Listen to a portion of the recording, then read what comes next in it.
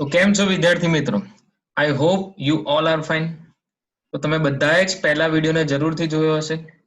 તો આજના વિડીયો લેક્ચરમાં આપણે વાત કરીશું ઘર્ષણ વિદ્યુત વિશે. તો શું છે આ ઘર્ષણ વિદ્યુત? બે પદાર્થોને એકબીજા સાથે ઘસતા તે પદાર્થો વિદ્યુત ભારિત થાય છે. તો સ્થિર વિદ્યુત શાસ્ત્રની પ્રસ્તાવનામાં પણ આપણે જોયું હતું કે કોરા કાંસકાને કોરા વાળમાં જો ઘસવામાં આવે અને એ કોરા કાંસકાને જો કાગળના ટુકડાઓની નજીક રાખવામાં આવે તો એ કોરા કાગળના ટુકડાઓ જે છે એ કોરા કાગળના ટુકડાઓ કાંસકા સાથે આકર્ષી બળથી જકડાયેલા રહે. તો આમ કેમ થતું હશે? તો એનું કારણ જે છે એ આપણે આજે ડિટેલમાં શીખીશું. આજના વિડીયો લેક્ચરમાં આપણે એની જ વાત કરવાની છે. તો જે પદાર્થોને એકબીજા સાથે ઘસતા તેમાં વિદ્યુત ભાર ઉદ્ભવે છે એ પદાર્થોને વિદ્યુત ભારિત પદાર્થો કહેવાય. અને આ પદાર્થોને એકબીજા સાથે ઘસતા વિદ્યુત ભારિત થવાની જે ઘટના છે એ ઘટનાને શું કહે છે? ભાઈ ઘર્ષણ વિદ્યુત કહે છે. તો આપણને જે છે એ પરમાણુનું બંધારણ ખબર છે. પરમાણુના મધ્ય ભાગમાં ન્યુક્લિયસ અને ન્યુક્લિયસની અંદર પ્રોટોન અને ન્યુટ્રોન રહેલા છે. પ્રોટોન હોય છે ધન વિદ્યુત ભારિત અને ન્યુટ્રોન હોય છે વિદ્યુત ભાર વિહીન. અને આજુબાજુ જે છે એ ઇલેક્ટ્રોન જે છે આ રીતે ગતિ કરતા હશે. તો કોઈ પણ પદાર્થમાં ઇલેક્ટ્રોન એ ન્યુક્લિયસના પ્રોટોનની સરખામણીમાં ઓછા બળથી જકડાયેલા હોય છે. એટલે આ જે ઇલેક્ટ્રોન જે છે એ ઇલેક્ટ્રોનને આપણે સહેલાઈથી ખેંચી શકીએ છીએ. તો કોઈ પણ પદાર્થને વિદ્યુત ભારિત કરવો એટલે શું?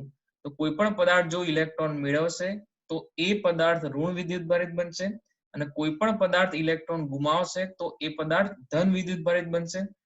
તો આખી ગેમ જે છે એ સમજો વિદ્યાર્થી મિત્રો એ ઇલેક્ટ્રોનની છે. ઇલેક્ટ્રોન જે છે એક જગ્યાએથી બીજી જગ્યાએ નહીં જાય તો પદાર્થ વિદ્યુત ભારિત બની શકે નહીં. આથી બે પદાર્થો વચ્ચે ઘર્ષણ થતા વિદ્યુત ભારોની આપ-લે થાય છે. ત્યારે ઇલેક્ટ્રોન્સ એક પદાર્થ પરથી બીજા પદાર્થ પર જાય છે જેથી કોઈ પણ પદાર્થમાંથી ઇલેક્ટ્રોનને તમે સહેલાઈથી ખેંચી શકો છો. તો જે પદાર્થ ઇલેક્ટ્રોન ગુમાવે છે તે ધન વિદ્યુત ભારિત બને છે અને જે પદાર્થ ઇલેક્ટ્રોન મેળવે છે તે ઋણ વિદ્યુત ભારિત બને છે. તો આ પદાર્થને વિદ્યુત ભારિત કરવાની જે ઘટના છે એ ઘર્ષણની મદદથી આજે સમજવાની છે. તો માની લો કે આપણી પાસે કોઈ એક ધાતુ છે અને એ ધાતુમાંથી આપણે ઇલેક્ટ્રોનને બહાર ખેંચવા છે તો આપણે શું કરી શકાય? તો તમને ફોટો ઇલેક્ટ્રિક ઘટના વિશેની થોડી ઘણી જાણકારી હશે. ના જાણકારી હોય તો આજે આપણે એને અહીંયા ડિટેલમાં સમજીશું કે ધાતુઓમાં મુક્ત ઇલેક્ટ્રોન્સ હોય છે. ધાતુઓ જે છે વિદ્યુતની દ્રષ્ટિએ સુવાહક છે એવું આપણે પ્રાથમિક ધોરણે આપણને ખ્યાલ છે. તો ધાતુઓમાં આ જે સુવાહકતાનો ગુણધર્મ છે એ કોને આભારી છે? તો એ આ મુક્ત ઇલેક્ટ્રોન્સને આભારી છે. પણ આ જે મુક્ત ઇલેક્ટ્રોન્સ છે એ ધાતુની સપાટીમાંથી સામાન્ય સ્થિતિમાં બહાર છટકી શકતા નથી. તો એનું કારણ કંઈક એવું છે કે ધાતુની સપાટી પર રહેલા ઇલેક્ટ્રોન્સ ધાતુઓના ધન આયનોને કારણે અંદર તરફ પ્રબળ આકર્ષણ બળથી જોડાયેલા હોય છે અને એ પ્રબળ આકર્ષણ બળ અનુભવે છે. તો જ્યારે બહાર તરફ જે છે એ નહિવત આકર્ષણ બળ લાગે છે. તો આવા ધાતુના મુક્ત ઇલેક્ટ્રોન્સને જો તમારે બહાર ખેંચવા હોય તો તમારે શું કરવું પડે? ઉર્જા આપવી પડે. કારણ કે પદાર્થમાંથી જો ઇલેક્ટ્રોન બહાર નહીં જાય તો પદાર્થ જે છે એ વિદ્યુત ભારિત નહીં બને. એ ધન હોય કે ઋણ હોય, ઇલેક્ટ્રોનની આપ-લે નહીં થાય ત્યાં સુધી પદાર્થ વિદ્યુત ભારિત બનતો નથી. એટલે કોઈ પણ પદાર્થમાંથી ઇલેક્ટ્રોનને તમારે ખેંચવા હોય તો તમારે શું કરવું પડશે? ઉર્જા આપવી પડશે. આમ ધાતુની સપાટીની નજીકના મુક્ત ઇલેક્ટ્રોનને સપાટીની બહાર લાવવા આપણે શું પૂરી પાડીએ છીએ? ભાઈ લઘુત્તમ ઉર્જા પૂરી પાડીએ છીએ. આ જે લઘુત્તમ ઉર્જા જે છે એને દરેક ધાતુનું શું કહેવાય છે? Work function. આમ આપેલ ધાતુની સપાટી પરથી ઇલેક્ટ્રોનના ઉત્સર્જન માટે આપવી પડતી જરૂરી લઘુત્તમ ઉર્જાને શું કહેવાય? ધાતુનું વર્ક ફંક્શન કહેવાય. તો સમજો આખી વાત કે આપણી પાસે ધાતુ છે, ધાતુમાં મુક્ત ઇલેક્ટ્રોન્સ હોય છે કારણ કે એ મુક્ત ઇલેક્ટ્રોન્સ જે છે એ હંમેશા ધન આયનની આસપાસ અસ્તવ્યસ્ત ગતિ કરતા હોય છે. પણ એવી રીતે પણ ગતિ નથી કરતા કે ભાઈ ધાતુની સપાટીમાંથી ડાયરેક્ટલી બહાર આવી જાય. તો આ ધાતુની સપાટીમાંથી જે મુક્ત ઇલેક્ટ્રોન્સ છે એને આપણે ખેંચવા હોય કે બહાર કાઢવા હોય તો આપણે શું પૂરું પાડવું પડે? લઘુત્તમ ઉર્જા પૂરી પાડવી પડે. તો આ જે લઘુત્તમ ઉર્જા છે એને દરેક ધાતુનું વર્ક ફંક્શન કહેવાય. હવે દરેક ધાતુનું વર્ક ફંક્શન જે છે એ અલગ અલગ હોય. તો ધાતુના વર્ક ફંક્શન જે છે એને થોડા કંઈક આ રીતે સમજી. તો બાજુમાં દર્શાવેલ આકૃતિમાં અહીંયા એવું કીધું છે કે આ જે ઇલેક્ટ્રોન છે એ ધાતુની સપાટીમાં બંધિત અવસ્થામાં છે. બાઉન્ડ ઇલેક્ટ્રોન મતલબ બંધિત અવસ્થામાંનો ઇલેક્ટ્રોન. તો આ મેટલ એટલે કે ધાતુની અંદર ઇલેક્ટ્રોન અત્યારે કેવો છે? બંધિત અવસ્થામાં છે.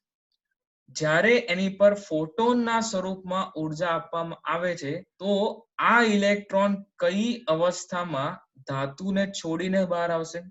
શું એવું જ છે કે ભાઈ જ્યારે પણ તમે ઉર્જા આપી દો છો એટલે કે ભાઈ આ ઇલેક્ટ્રોન બહાર આવી જાય? ના, એવું નથી. જ્યારે પણ અહીંયાથી ઉર્જા આપવામાં આવે તો ધાતુનું વર્ક ફંક્શન જાણવું જરૂરી છે. તો માની લો કે આ ધાતુ જે છે એ ધાતુનું વર્ક ફંક્શન છે 2.4 ઇલેક્ટ્રોન વોલ્ટ. હવે સૌથી પહેલા જ્યારે આ બંધિત અવસ્થામાંનો જે ઇલેક્ટ્રોન છે એને જ્યારે તમારે બહાર ખેંચવો હોય તો બે બાબતોનું ધ્યાન રાખવું પડે કે ધાતુ કઈ છે અને એ ધાતુનું વર્ક ફંક્શન કેટલું છે. જો આપેલ ઉર્જા જે છે એ ફોટોનના સ્વરૂપમાં તો છે જ, પરંતુ આપેલ ઉર્જા વર્ક ફંક્શનથી ઓછી હશે તો આ ઇલેક્ટ્રોન જે છે સપાટીને છોડીને બહાર આવતો નથી. પરંતુ આપેલ ઉર્જા જે છે એ આપેલ ઉર્જા જે તે ધાતુના વર્ક ફંક્શનથી વધારે હશે તો અને તો જ ઇલેક્ટ્રોન જે છે બંધિત અવસ્થામાંથી મુક્ત થઈને સપાટી પર આવશે. પણ તમને એવો વિચાર આવે કે જો ધાતુના વર્ક ફંક્શન જેટલી જ ઉર્જા આપે તો શું ઇલેક્ટ્રોન બહાર આવશે? હા, એ કન્ડિશનમાં પણ ઇલેક્ટ્રોન બહાર આવશે, પણ એ ઇલેક્ટ્રોન માત્ર સપાટી પર રહેશે.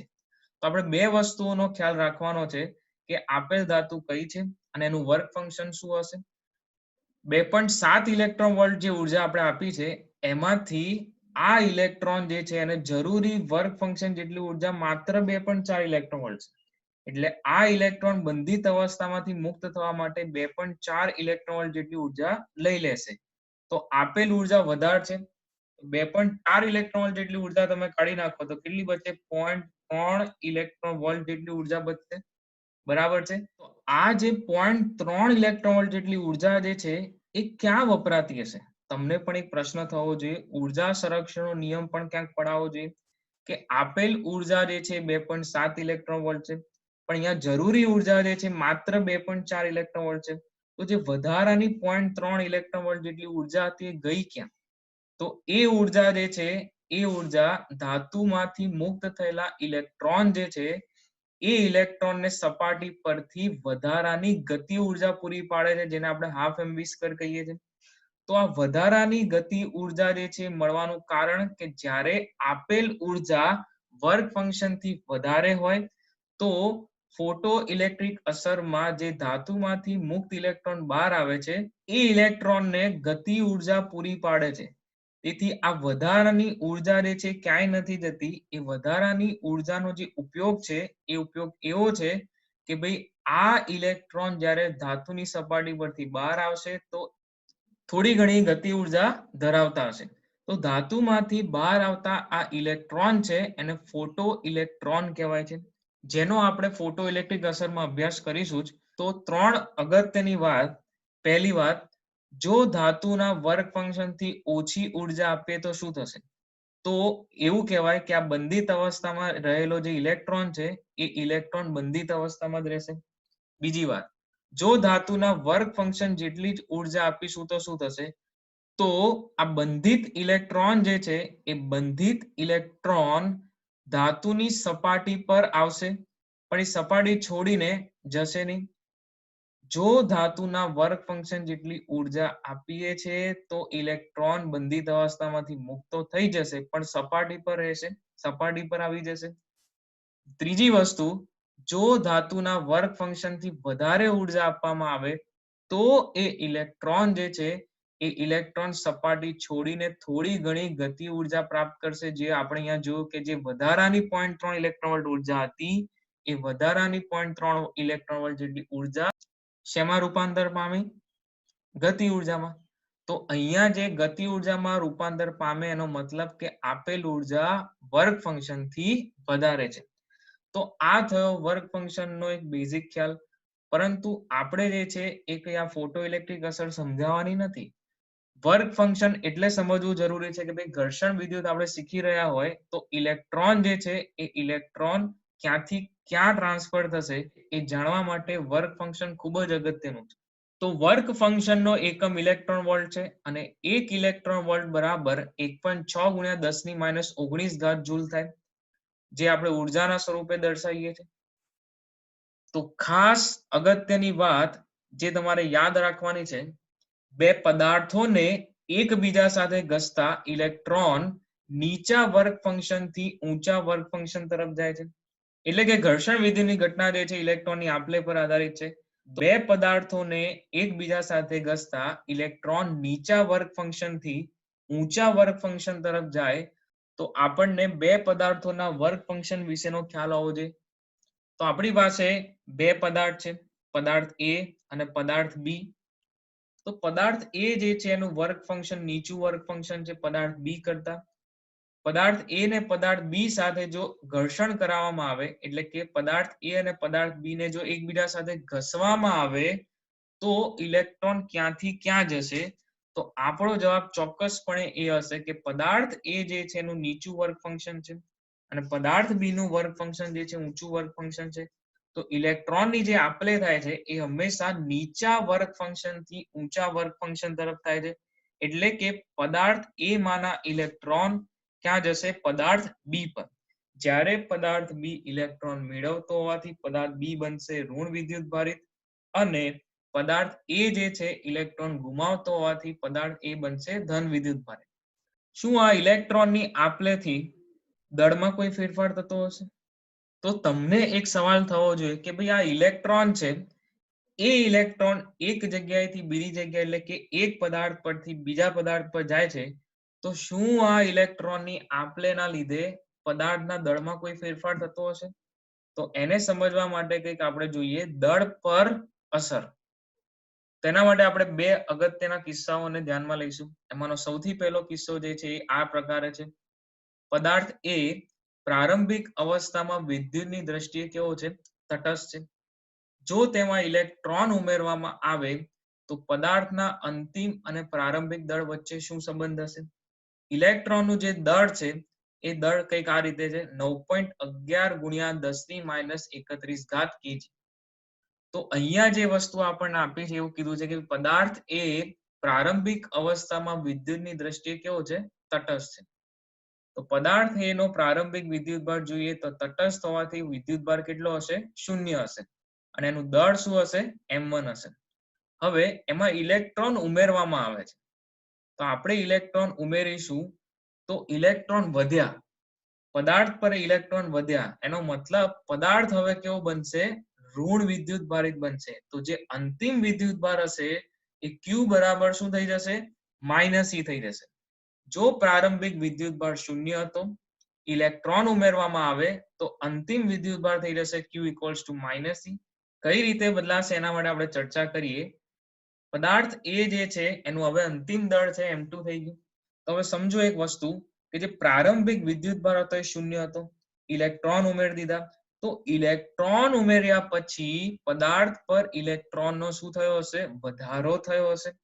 ઇલેક્ટ્રોનનો વધારો થતા જેવા ઇલેક્ટ્રોન વધ્યા, માની લો કે અહીંયાથી પ્રારંભિક વિદ્યુતભાર 0 છે, આપણે 10 ઇલેક્ટ્રોન ઉમેરીએ છીએ તો 10 ઇલેક્ટ્રોન જે છે એ પદાર્થ પર પોતાનું દળ લઈને તો આવશે. તો દળ જે છે એ 10 ગણું વધે કારણ કે ઇલેક્ટ્રોન જે છે એ ઇલેક્ટ્રોનનું દળ 9.11 ગુણ્યા 10⁻31 kg છે.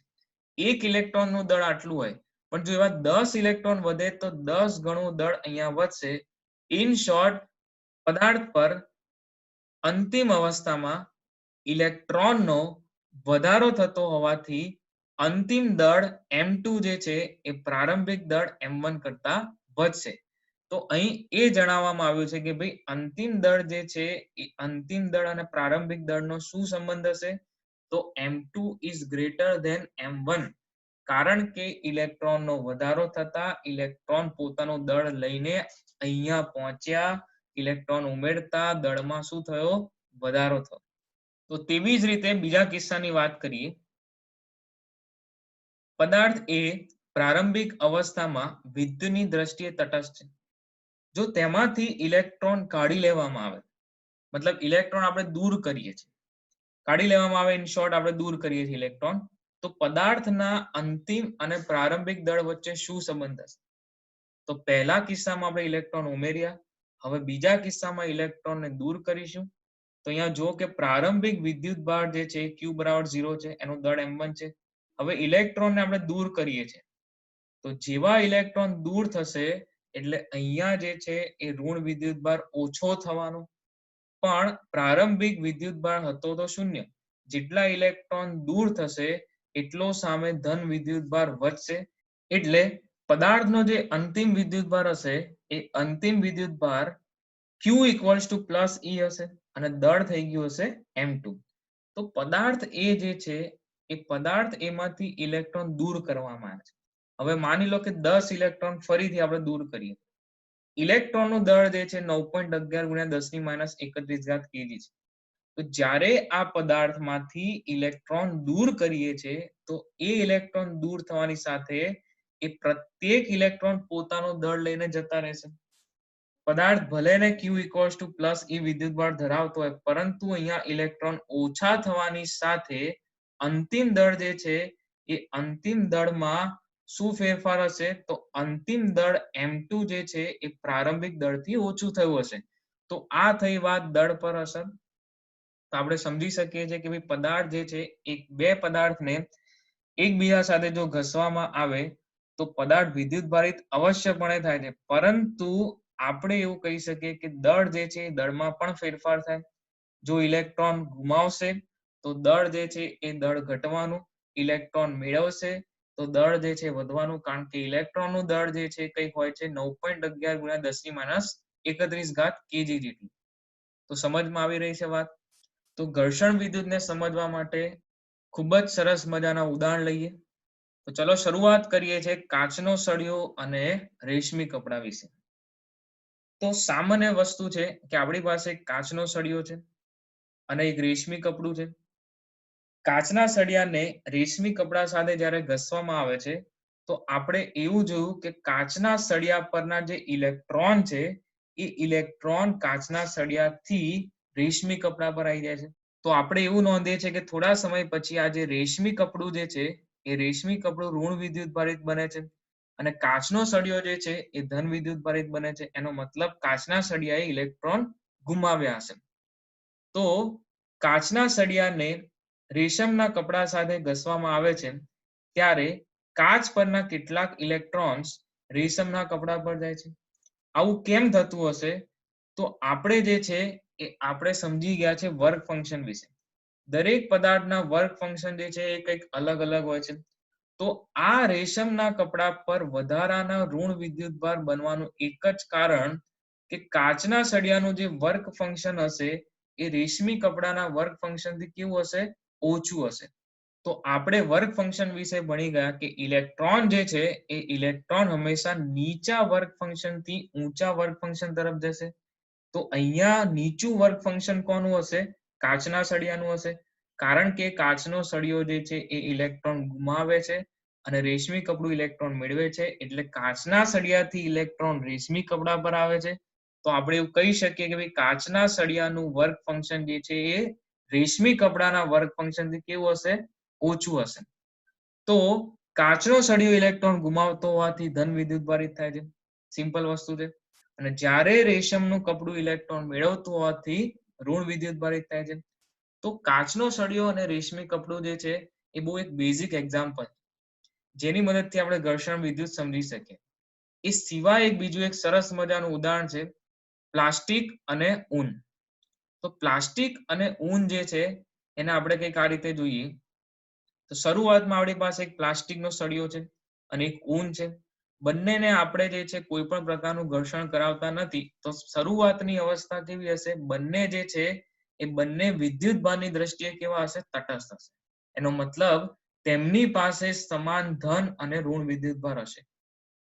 તો જ્યારે પ્લાસ્ટિકના સળિયા અને ઊનને એકબીજા સાથે જો ઘસવામાં આવે તો ઋણ વિદ્યુતભાર, સમજો ખાસ, તો ઋણ વિદ્યુતભાર ઊન પરથી પ્લાસ્ટિકના સળિયા પર જાય છે. તો ઋણ વિદ્યુતભાર ઊન પરથી આવી ગયો પ્લાસ્ટિકના સળિયા પર. તો પ્લાસ્ટિકનો સળિયો કેવો બન્યો હશે? તો તમે કહેશો પ્લાસ્ટિકનો સળિયો ઋણ વિદ્યુતભારિત બન્યો હશે. અને એ પ્લાસ્ટિકનો સળિયો તમે જોઈ શકો છો અહીંયા, એ ઋણ વિદ્યુતભારિત છે. જ્યારે ઊન જે છે એ ઊન કેવું બન્યું છે? ધન વિદ્યુતભારિત બન્યું છે. કારણ કે અહીંથી ઇલેક્ટ્રોન જે છે એ પ્લાસ્ટિકના સળિયા પર આવી ગયા. તો જેમ જેમ ઇલેક્ટ્રોન અહીંથી અહીંયા ટ્રાન્સફર થશે તો પ્લાસ્ટિક અને ઊન જે છે એ અનુક્રમે ઋણ અને ધન વિદ્યુતભારિત થશે. તો આમ થવાનું કારણ શું? વર્ક ફંક્શન જે છે આપણે શીખ્યા. તો હવે તમે જવાબ આપી શકો કે પ્લાસ્ટિક અને ઊનના વર્ક ફંક્શનનો સંબંધ શું હશે? તો તમે વિચારો કે પ્લાસ્ટિક જે છે એ પ્લાસ્ટિકે ઇલેક્ટ્રોન મેળવ્યા, મતલબ ઊનથી ઇલેક્ટ્રોન જે છે એ થઈને પ્લાસ્ટિકના સળિયા પર આવી ગયા. તો તમે અહીંયા કહી શકો કે વૂલ એટલે કે ઊનનું જે વર્ક ફંક્શન છે એ પ્લાસ્ટિકના સળિયાના વર્ક ફંક્શનથી ઓછું હશે, કારણ કે ઇલેક્ટ્રોન હંમેશા નીચા વર્ક ફંક્શનથી ઊંચા વર્ક ફંક્શન તરફ જાય છે. ક્લિયર છે વાત? તો આ બંને બેઝિક એક્ઝામ્પલ હતા પ્લાસ્ટિક અને ઊનનું ઉદાહરણ, જેમાં તમારે યાદ રાખવાનું છે કે ભાઈ કોણ કયું વિદ્યુતભારિત થાય છે. કાચનો સળિયો અને રેશમી કપડું એ પણ ખૂબ બેઝિક એક્ઝામ્પલ છે. ક્લિયર છે વાત? ચલો તો આગળ વધીશું આપણે થોડા અવલોકનો સાથે. જેટલું બી અત્યાર સુધી આપણે ભણી ગયા એના પર આધારિત થોડા અવલોકનો છે એ આપણે જોવાના છે. તો અહીંયા 4 અલગ અલગ અવલોકનો છે. એમાં સૌથી પહેલા જે છે એ પહેલું અવલોકન એવું કીધું છે કે આપણી પાસે બે પ્લાસ્ટિકના સળિયા છે. હવે એ પ્લાસ્ટિકના સળિયાને એકબીજા સાથે નજીકમાં તો રાખેલા જ છે, પરંતુ આ પ્લાસ્ટિકના સળિયાને ઊન સાથે કે કોઈ પણ અન્ય પદાર્થ સાથે ઘર્ષણ કરાવવામાં આવ્યું નથી, એટલે કે ઘસવામાં આવ્યા નથી. તો શું જોવા મળશે આ બે પ્લાસ્ટિકના સળિયામાં? તો આ બે પ્લાસ્ટિકના સળિયાને જો નજીકમાં રાખીએ તો બંને વચ્ચે કોઈ પણ પ્રકારનું આકર્ષી કે અપાકર્ષી બળ જોવા મળતું નથી, એટલે કે કોઈ પણ પ્રકારના બળનો અનુભવ થતો નથી.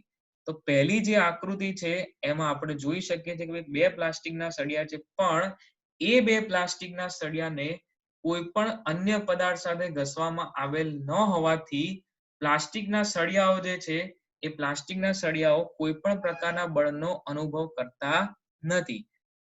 કેમ કે આવા પ્લાસ્ટિકના સળિયાઓ જે છે એ શરૂઆતમાં વિદ્યુતભારની દ્રષ્ટિએ કેવા હશે? તટસ્થ હશે. એટલે કે જેટલા ધન વિદ્યુતભાર ધરાવતા હશે એટલા જ સાથે ઋણ વિદ્યુતભાર પણ ધરાવતા હશે. તો જોઈએ બીજી આકૃતિ. તો બીજી આકૃતિનું અવલોકન કંઈક આ પ્રકાર છે, આપણે એને સમજાવીએ. પ્લાસ્ટિકના સળિયાઓને ઊન સાથે ઘસતા તેઓ અપાકર્ષણ અનુભવે છે. જેમ કે પહેલી આકૃતિમાં પ્લાસ્ટિકના સળિયાઓને ઘસવામાં આવ્યા નતા, પણ હવે એ જ પ્લાસ્ટિકના સળિયાઓને ઊન સાથે ઘસવામાં આવે છે. આ બંને પ્લાસ્ટિકના સળિયાઓને ઊન સાથે ઘસવામાં આવે છે અને પછી પાસે રાખતા શું જોવા મળ્યું? તો અહીં જોવા મળ્યું કે બંને સળિયાઓ એકબીજાને અપાકર્ષે. તો જેમ આપણે આગળ શીખી ગયા, પ્લાસ્ટિક અને ઊન વચ્ચે જ્યારે ઘર્ષણ વિદ્યુતની ઘટના જોવા મળે છે તો પ્લાસ્ટિકનો સળિયો જે છે કેવો બનશે? ઋણ વિદ્યુતભારિત બનશે. અને એ પ્લાસ્ટિકનો સળિયો જે છે ઋણ વિદ્યુતભારિત બને છે. તેથી બંને પ્લાસ્ટિકના સળિયાઓ એકબીજાને શું કરશે? અપાકર્ષણ બળ લગાડશે. તો અહીંયા પણ ઋણ વિદ્યુતભાર અને અહીંયા પણ ઋણ વિદ્યુતભાર, બંને પ્લાસ્ટિકના સળિયાઓ એક સમાન વિદ્યુતભાર ધરાવતા હોવાથી અહીંયા શું જોવા મળશે આપણને? અપાકર્ષણ જોવા મળશે. તો ક્લિયર છે બીજું અવલોકન? રાઈટ. તો આગળ વધીએ ત્રીજા અવલોકન તરફ.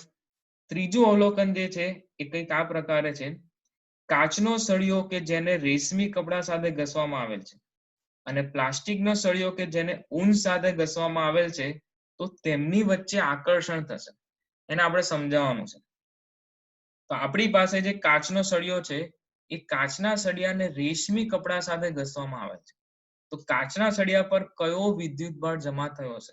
તો આગળ આપણે ભણી ગયા કે રેશમી કપડું અને કાચનો સળિયો જો તેમની વચ્ચે ઘર્ષણ વિદ્યુતની ઘટના જોવા મળે, કાચનો સળિયો જે છે એ ધન વિદ્યુત ભારિત થશે અને પ્લાસ્ટિકનો સળિયો જે છે એ ઋણ વિદ્યુત ભારિત થશે.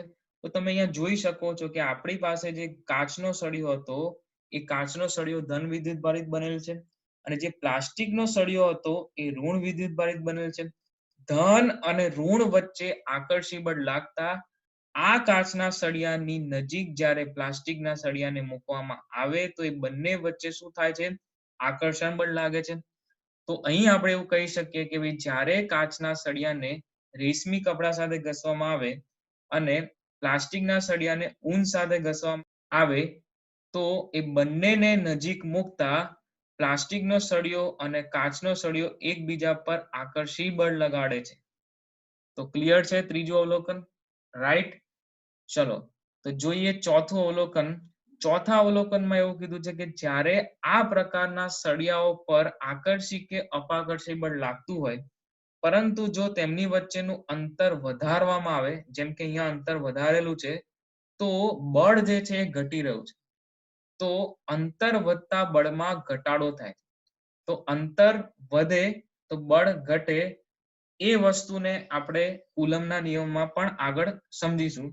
પણ એક વસ્તુ સમજો કે ન્યૂટનનો ગુરુત્વાકર્ષણનો સાર્વત્રિક નિયમ પણ આપણે ભણી ગયા છે. F બરાબર gm1m2/r², જ્યાં બળ એ બંને પદાર્થો વચ્ચેના અંતરના વર્ગના વ્યસ્ત પ્રમાણમાં હતું. એવી જ રીતે અહીંયા પણ વિદ્યુતીય બળ એ અંતર પર આધારિત છે. F ચલે 1/r² પ્રમાણે આ બળમાં વધારો અને ઘટાડો થાય. તો અંતર વધે તો બળ ઘટશે અને અંતર ઘટે તો બળ વધશે. આ વસ્તુને આપણે કુલમના નિયમમાં ડિટેલમાં સમજીશું. તો આ ચારે ચાર અવલોકન જે છે એ આપણને થિયરી જે છે આગળની સમજ્યા એને સમજવામાં વધારે મદદરૂપ થશે. તો હવે આ સિવાય આપણે અન્ય થોડા ઉદાહરણ જોઈએ જેથી આપણી થિયરી જે ભણ્યા આપણે આગળ એ થિયરીના કન્સેપ્ટ એકદમ સ્ટ્રોંગ થઈ જાય. ક્લિયર છે? તો જુઓ અહીંયા આકૃતિ A, B, C એમાં અલગ અલગ આકૃતિઓ દર્શાવેલી. તો આપણને જે છે એ આવી આકૃતિ આપી દે અને એના પરથી કે તમારું અવલોકન લખો. એમાં એક રેશમની દોરી સાથે કાચના સળિયાને બાંધેલો છે અને એ કાચના સળિયાને અન્ય કાચના સળિયા સાથે નજીકમાં લાવવામાં આવે છે. તો આ જે કાચનો સળિયો છે એને રેશમી કપડા સાથે ઘસવામાં આવેલ હોવાથી કાચનો સળિયો જે છે ધન વિદ્યુત ભારિત થાય છે અને એ ધન વિદ્યુત ભારિત કાચનો સળિયો અહીંયાના ધન વિદ્યુત ભારને પણ અપાકર્ષી બળ લગાડતો હશે. જેથી આ એરો અહીંયા બતાવ્યો છે એનો મતલબ એવો છે કે ભાઈ અહીંયા અપાકર્ષણ થઈ રહ્યું છે. તો સમજો એક વસ્તુ કે કાચનો સળિયો જે રેશમની દોરી સાથે બાંધેલો છે એને પણ રેશમી કપડા સાથે ઘસવામાં આવેલો હતો અને આ કાચના સળિયાને પણ રેશમી કપડા સાથે ઘસવામાં આવેલો હતો. જેથી બંનેને એકબીજાની નજીક લાવતા અપાકર્ષી બળ લાગ્યું છે. તેને કંઈક આ રીતે કહીશું. રેશમના ટુકડા સાથે ઘસેલા કાચના એક સળિયાને રેશમની દોરી વડે બીજો તેવો જ વિદ્યુતભાર વાળા કાચના સળિયાને તેની નજીક લાવતા બંને સળિયાઓ જે છે એ અપાકર્ષાય છે. ક્લિયર છે? તો બીજી આકૃતિ જોઈએ. આકૃતિ B ની વાત કરીએ. આકૃતિ B માં એક રેશમની દોરી સાથે એક પ્લાસ્ટિકનો સળિયો બાંધેલો છે. હવે આ પ્લાસ્ટિકના સળિયાને ઊન સાથે ઘસવામાં આવે છે. બીજા અન્ય પ્લાસ્ટિકના સળિયાને પણ ઊન સાથે ઘસવામાં આવે છે. તો તમને ખબર જ છે વાત, પ્લાસ્ટિકના સળિયાને ઊન સાથે ઘસતા પ્લાસ્ટિકનો સળિયો જે છે એ કેવો બનશે? તો કે પ્લાસ્ટિકનો સળિયો જે છે એ ઋણ વિદ્યુત ભારિત બનશે. તો અહીંયા પણ ઋણ વિદ્યુત ભાર, અહીંયા પણ ઋણ વિદ્યુત ભાર. તો આ જે એરો ઉપર બતાવ્યો છે એ સૂચવે છે કે ભાઈ બંને વચ્ચે જે છે શું થશે? અપાકર્ષણ થશે. તો એક પ્લાસ્ટિકના સળિયાને રેશમી દોરી વડે લટકાવેલ છે પણ એ પ્લાસ્ટિકના સળિયાને ઊન સાથે ઘસવામાં આવે છે. તેવા જ વિદ્યુત ભાર વાળા બીજા પ્લાસ્ટિકના સળિયાને નજીક લાવીએ છે તો તેમની વચ્ચે પણ શું થાય છે? અપાકર્ષણ થાય છે. એવું આકૃતિ B માં દર્શાવ્યું છે. સમજ પડી રહી છે વાત? તો જોઈએ આકૃતિ C. આકૃતિ C જે છે એમાં થોડી અલગ વસ્તુ છે. રેશમની દોરી સાથે એક કાચનો સળિયો છે. હવે એ કાચના સળિયાને આપણે રેશમના કપડા સાથે ઘસવામાં આવે તો સમજો કે કાચનો સળિયો બન્યો ધન વિદ્યુતભારિત, અને બીજો પ્લાસ્ટિકનો સળિયો જે નજીક મૂક્યો છે એને ઊન સાથે ઘસીને રાખેલો છે. તો હવે સમજી શકો છો કે અહીંયા કયો વિદ્યુતભાર આવશે? ઋણ વિદ્યુતભાર આવશે. હવે આ પ્લાસ્ટિકના સળિયાને રેશમની દોરી સાથે બાંધેલા કાચના સળિયાની જો નજીક લાવવામાં આવે તો આ એરો નીચે એટલે કે એવું દર્શાવે છે કે આ બંને વચ્ચે શું થશે? આકર્ષણ થશે. તો કાચના સળિયાને વિદ્યુત ભારિત કરીને રેશમની દોરી વડે લટકાવી તેનાથી જુદી રીતે વિદ્યુત ભારિત થયેલા પ્લાસ્ટિકના સળિયાને નજીક લાવતા તેઓ શું થશે? આકર્ષણ બળ અનુભવશે. તો આ આકર્ષણ બળ અનુભવવાનું કારણ કે અહીંયા વિજાતીય વિદ્યુતભારો છે અને આ બંને આકૃતિમાં જે છે અપાકર્ષણ થવાનું કારણ બંને જગ્યાએ કયા વિદ્યુતભારો છે? સજાતીય વિદ્યુતભારો છે. તો આકૃતિ A, B, C આ બધા જ અવલોકનો સમજવાનું કારણ કે જે આપણી થિયરીનો બેઝ જે છે એ થિયરીનો બેઝ એકદમ પાકો થઈ જાય. ક્લિયર છે વાત? તો આજના વિડિયો લેક્ચરમાં ઘર્ષણ વિદ્યુતની જે વાત કરી એ બહુ બેઝિક કન્સેપ્ટ છે. ચેપ્ટરની શરૂઆત જે છે એ ચેપ્ટરની શરૂઆતમાં આવા ટોપિકને છોડી શકાય નહીં. બેઝિક થી ભણીશું તો બેઝ પાકો થશે તો ચેપ્ટરમાં આગળ ઘણી મજા આવશે. આઈ હોપ કે તમને આ વિડિયો લેક્ચર જોયા પછી ઘર્ષણ વિદ્યુત વિશે ટોટલી ખ્યાલ આવી ગયો હશે. તો મળીએ આવતા વિડિયો લેક્ચરમાં. Till then take care.